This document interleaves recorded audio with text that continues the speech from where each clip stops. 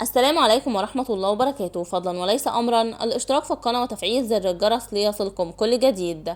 طلعة أشتم مها أحمد ترد على هجوم متابعيها بسبب تيك توك. دعونا نتعرف على التفاصيل. ردت الفنانة مها أحمد على الهجوم عليها مؤخرا بسبب تصريحاتها الأخيرة في لايف على تيك توك والذي انفعلت فيه على متابعيها، حيث قالت مها أحمد إن هناك من يتربص بها، وكل من سجل اللايف الأخير اللي كانت تنفعل فيه على جمهورها سجلوا شتائمها فقط دون أن يظهروا التعليقات المسيئة لها من البعض. وتابعت أيضا: اللي صوروا اللايف جابوا ردودي على الناس اللي بتشتمني أقذر الشتايم ورد فعلي بس، وطبيعي الناس تقول إني طالعة أشتم، وكل اللي هقدر أقوله حسبي الله ونعم الوكيل، واللي يدقق هيلاقي الفيديوهات مقصوصة، واللي بيحب مها مش هيركز.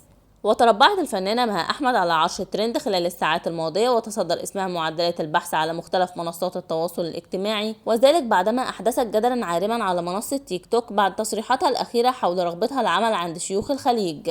إلى هنا ينتهي الخبر. شكرا لحسن استماعكم ودعمكم المتواصل، والسلام عليكم ورحمة الله وبركاته.